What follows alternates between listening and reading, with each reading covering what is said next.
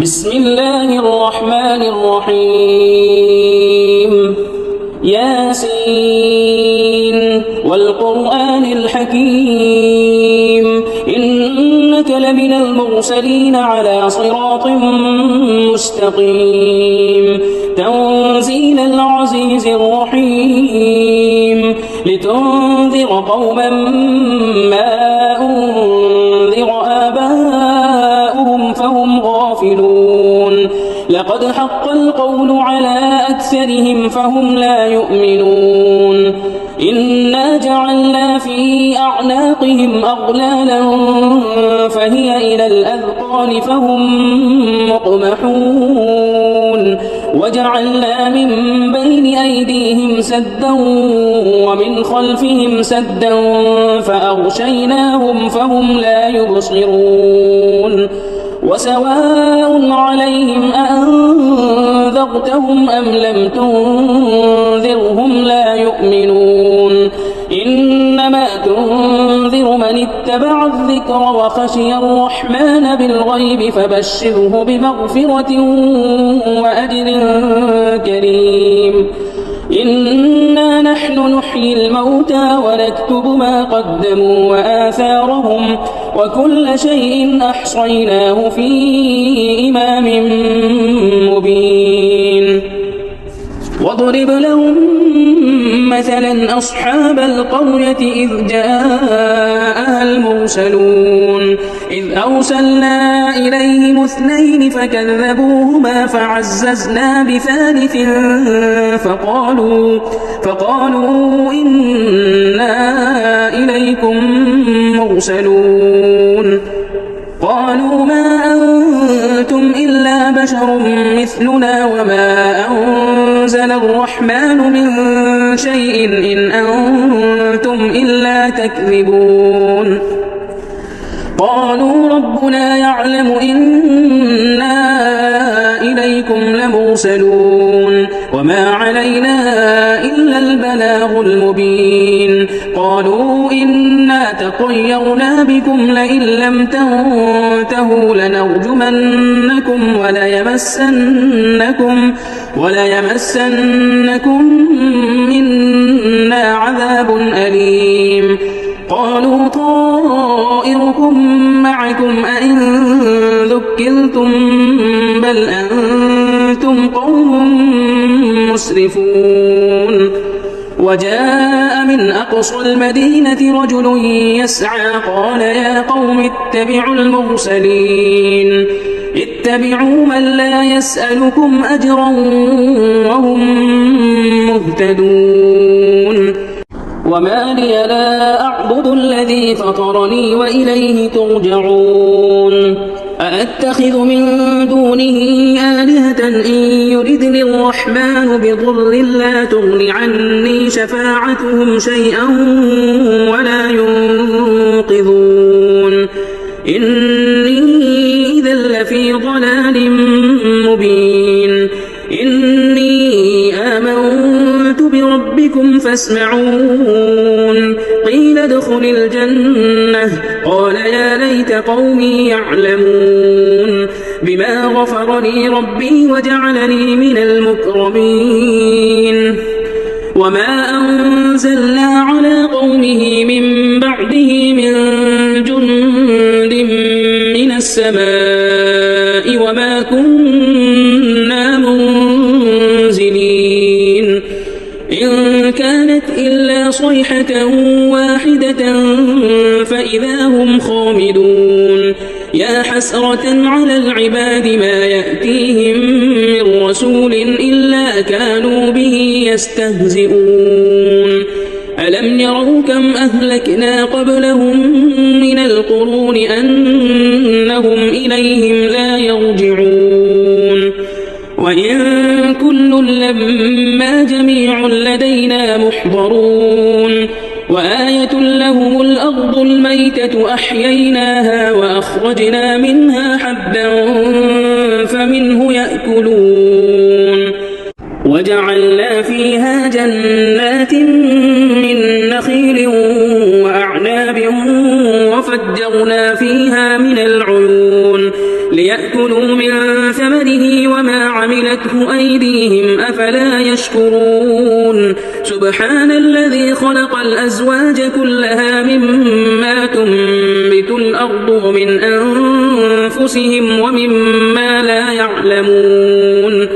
وآية لهم الليل نسلخ منه النهار فإذا هم مظلمون والشمس تجري لمستقر لها ذلك تقدير العزيز العليم والقمر قدرناه منازل حتى عاد كالعرجون القديم لا الشمس ينبغي لها أن تدرك القمر ولا الليل سابق النهار وكل في فلك يسبحون وآية لهم أنا حملنا ذريتهم في الفلك المشحون وخلقنا لهم من مثله ما يركبون وإن نشأ نغرقهم فلا صريخ لهم ولا هم ينقذون إلا رحمة منا ومتاعا إلى حين وإذا قيل لهم اتقوا ما بين أيديكم وما خلفكم لعلكم ترحمون وما تأتيهم من آية من آيات ربهم إلا كانوا عنها معرضين وإذا قيل لهم أنفقوا مما رزقكم الله قال الذين كفروا للذين آمنوا أنطعم من لو يشاء الله أطعمه إن أنتم إلا في ضلال مبين ويقولون متى هذا الوعد إن كنتم صادقين ما ينظرون إلا صيحة واحدة تأخذهم وهم يخصمون فلا يستطيعون توصية ولا إلى أهلهم يرجعون ونفخ في الصور فإذا هم من الأجداث إلى ربهم ينسلون قالوا يا ويلنا من بعثنا من مرقدنا هذا ما وعد الرحمن وصدق المرسلون إن كانت إلا صيحة واحدة فإذا هم جميع لدينا محضرون فاليوم لا تظلم نفس شيئا ولا تجزون إلا ما كنتم تعملون إن أصحاب الجنة اليوم في شغل فاكهون هم وأزواجهم في ظلال على الأرائك متكئون لهم فيها فاكهة ولهم ما يدعون سلام قولا من رب رحيم وامتازوا اليوم أيها المجرمون ألم أعهد إليكم يا بني آدم ألا تعبدوا الشيطان إنه لكم عدو مبين وأن اعبدوني هذا صراط مستقيم ولقد أضل منكم جبلا كثيرا أفلم تكونوا تعقلون هذه جهنم التي كنتم توعدون اصلوها اليوم بما كنتم تكفرون اليوم نختم على أفواههم وتكلمنا أيديهم وتشهد أرجلهم بما كانوا يكسبون ولو نشاء لطمسنا على أعينهم فاستبقوا الصراط فأنى يبصرون ولو نشاء لمسخناهم على مكانتهم فما استطاعوا مضيا ولا يرجعون ومن نعمره ننكسه في الخلق أفلا يعقلون وما علمناه الشعر وما ينبغي له إن هو إلا ذكر وقرآن مبين لينذر من كان حيا ويحق القول على الكافرين أولم يروا أنا خلقنا لهم مما عملت أيدينا أنعاما فهم لها مالكون وذللناها لهم فمنها ركوبهم ومنها يأكلون ولهم فيها منافع ومشارب أفلا يشكرون واتخذوا من دون الله آلهة لعلهم ينصرون لا يستطيعون نصرهم وهم لهم جند محضرون فلا يحزنك قولهم إنا نعلم ما يسرون وما يعلنون أولم ير الإنسان أنا خلقناه من نطفة فإذا هو خصيم مبين وضرب لنا مثلا ونسي خلقه قال من يحيي العظام وهي رميم قل يحييها الذي أنشأها أول مرة وهو بكل خلق عليم الذي جعل لكم من الشجر الأخضر نارا فإذا أنتم منه توقدون أوليس الذي خلق السماوات والأرض بقادر على أن يخلق مثلهم بلى وهو الخلاق العليم إنما أمره إذا أراد شيئا أن يقول له كن فيكون فسبحان الذي بيده ملكوت كل شيء وإليه ترجعون. بسم الله الرحمن الرحيم. الرحمن علم القرآن خلق الإنسان علمه البيان الشمس والقمر بحسبان والنجم والشجر يسجدان والسماء رفعها ووضع الميزان ألا تطغوا في الميزان وأقيموا الوزن بالقسط ولا تخسروا الميزان والأرض وضعها للأنام فيها فاكهة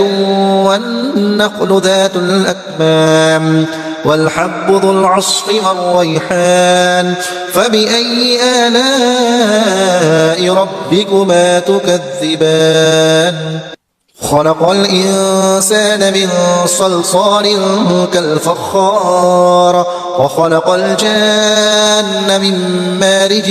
من نار فبأي آلاء ربكما تكذبان رب المشرقين ورب المغربين فبأي آلاء ربكما تكذبان مرج البحرين يلتقيان بينهما برزخ لا يبغيان فبأي آلاء ربكما تكذبان يخرج منهما اللؤلؤ والمرجان فبأي آلاء ربكما تكذبان وله الجوار المنشآت في البحر كالأعلام فبأي آلاء ربكما تكذبان كل من عليها فان ويبقى وجه ربك ذو الجلال والإكرام فبأي آلاء ربكما تكذبان يسأله من في السماوات والأرض كل يوم هو في شأن فبأي آلاء ربكما تكذبان سنفرغ لكم أيها الثقلان فبأي آلاء ربكما تكذبان يا معشر الجن والإنس إن استطعتم أن تنفذوا من أقطار السماوات والأرض فانفذوا لا تنفذون إلا بسلطان فبأي آلاء ربكما تكذبان يرسل عليكما شواظ من نار ونحاس فلا تنتصران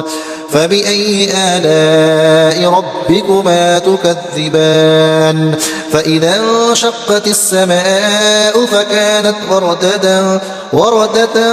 كالدهان فبأي آلاء ربكما تكذبان فيومئذ لا يسأل عن ذنبه إنس ولا جان فبأي آلاء ربكما تكذبان يعرف المجرمون بسيماهم فيؤخذ بالنواصي والأقدام فبأي آلاء ربكما تكذبان هذه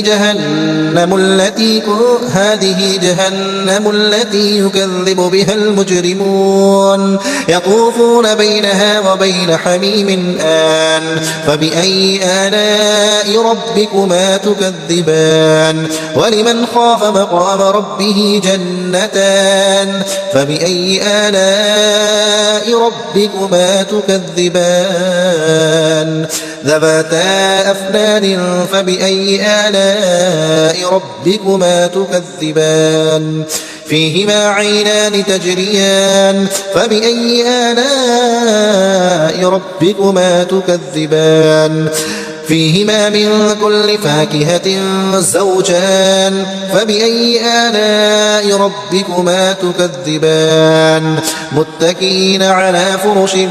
بطائنها من استبرق وجنى الجنتين دان فبأي آلاء ربكما تكذبان فيهن قاصرات الطرف لم يطمثهن إنس قبلهم ولا جان فبأي آلاء ربكما تكذبان كأنهن الياقوت والمرجان فبأي آلاء ربكما تكذبان هل جزاء الإحسان إلا الإحسان فبأي آلاء ربكما تكذبان ومن دونهما جنتان فبأي آلاء ربكما تكذبان مدهامتان فبأي آلاء ربكما تكذبان فيهما عينان نضاختان فبأي آلاء ربكما تكذبان فيهما فاكهة ونخل ورمان فبأي آلاء ربكما تكذبان فيهن خيرات حسان فبأي آلاء ربكما تكذبان حور مقصورات في الخيام فبأي آلاء ربكما تكذبان لم يطمثهن إنس قبلهم ولا جان فبأي آلاء ربكما تكذبان متكئين على رفرف خضر وعبقري حسان فبأي آلاء ربكما تكذبان تبارك اسم ربك ذي الجلال والإكرام بسم الله الرحمن الرحيم سورة الواقعة إذا وقعت الواقعة ليس لوقعتها كاذبة خافضة رافعة إذا رجت الأرض رجا وبست الجبال بسا فكانت هباء منبثا وكنتم أزواجا ثلاثة فأصحاب الميمنة ما أصحاب الميمنة وأصحاب المشأمة ما أصحاب المشأمة والسابقون السابقون أولئك المقربون في جنات النعيم ثلة من الأولين وقليل من الآخرين على سرر موضونة متكئين عليها متقابلين يطوف عليهم ولدان مخلدون بأكواب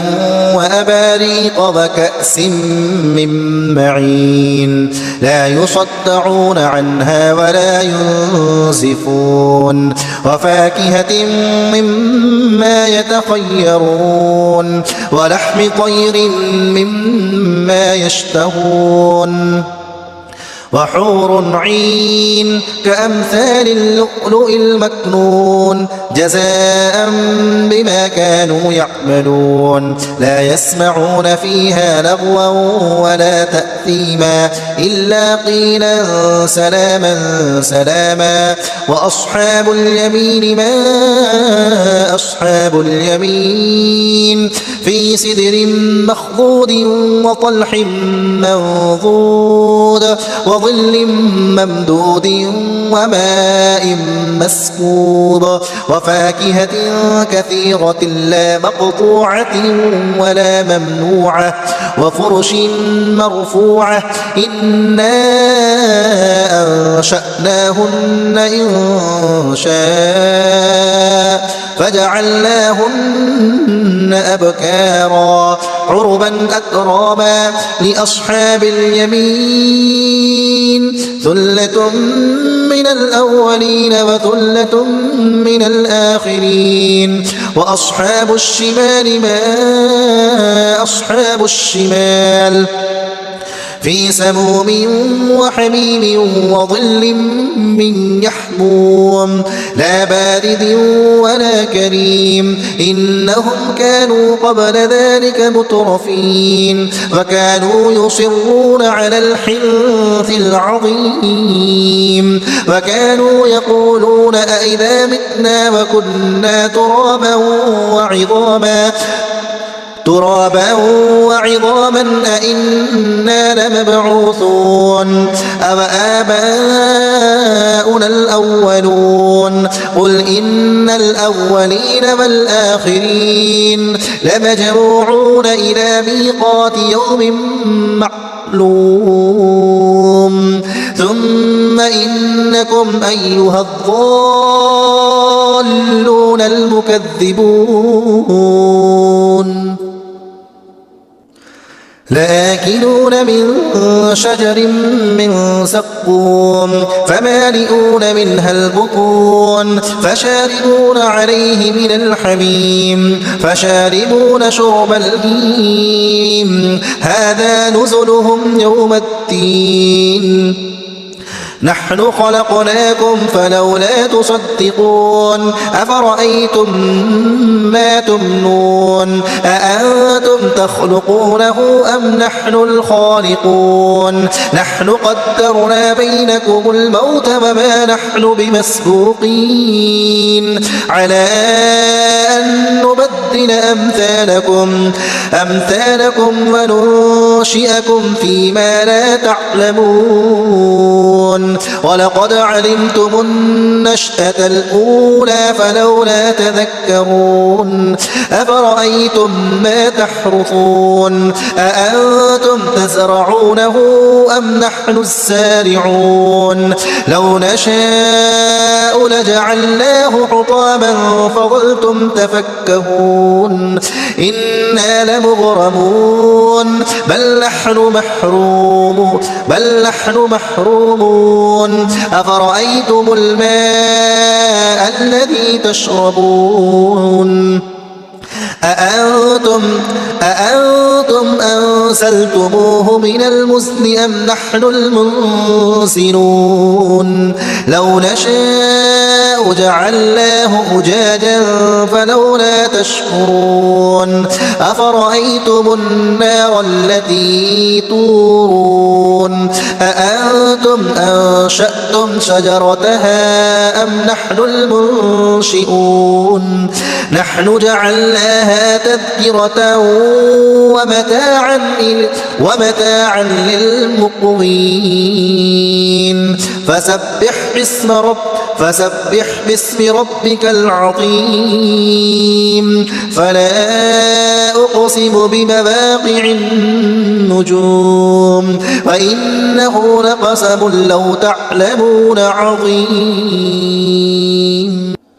إنه لقرآن كريم في كتاب مكنون لا يمسه إلا المطهرون تنزيل من رب العالمين أفبهذا الحديث أنتم مدهنون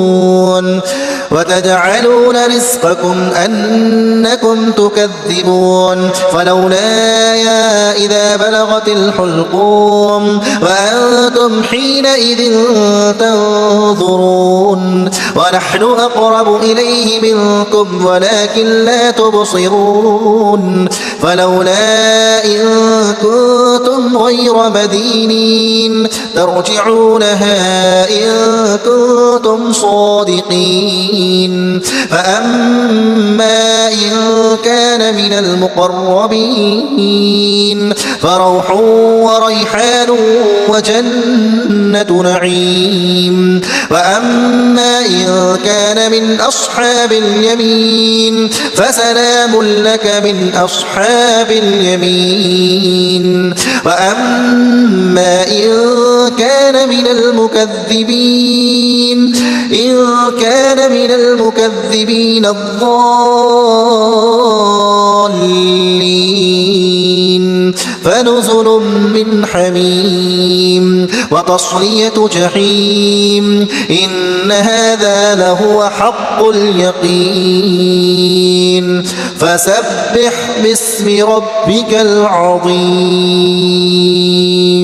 بسم الله الرحمن الرحيم تبارك الذي بيده الملك وهو على كل شيء قدير الذي خلق الموت والحياة ليبلوكم أيكم أحسن عملا وهو العزيز الغفور الذي خلق 7 سماوات طباقا ما ترى في خلق الرحمن من تفاوت فارجع البصر هل ترى من فطور ثم ارجع البصر كرتين ينقلب إليك البصر خاسئا وهو حسير ولقد زينا السماء الدنيا بمصابيح وجعلناها رجوما للشياطين وأعتدنا لهم عذاب السعير وللذين كفروا بربهم عذاب جهنم وبئس المصير إذا ألقوا فيها سمعوا لها شهيقا وهي تفور تكاد تميز من الغيظ كلما ألقي فيها فوج سألهم خزنتها ألم يأتكم نذير قالوا بلى قد جاءنا نذير فكذبنا وقلنا ما نزل الله من شيء إن أنتم إلا في ضلال كبير وقالوا لو كنا نسمع أو نعقل ما كنا في أصحاب السعير فاعترفوا بذنبهم فسحقا لأصحاب السعير إن الذين يخشون ربهم بالغيب لهم مغفرة وأجر كبير وأسروا قولكم أو اجهروا به إنه عليم بذات الصدور ألا يعلم من خلق وهو اللطيف الخبير هو الذي جعل لكم الأرض ذلولا فامشوا في مناكبها وكلوا من رزقه وإليه النشور أأمنتم من في السماء أن يخسف بكم الأرض فإذا هي تمور أم أمنتم من في السماء أن يرسل عليكم حاصبا فستعلمون كيف نذير ولقد كذب الذين من قبلهم فكيف كان نكير أولم يروا إلى الطير فوقهم صافات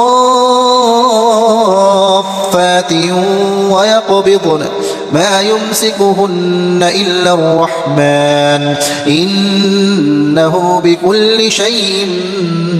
بصير أمن هذا الذي هو جند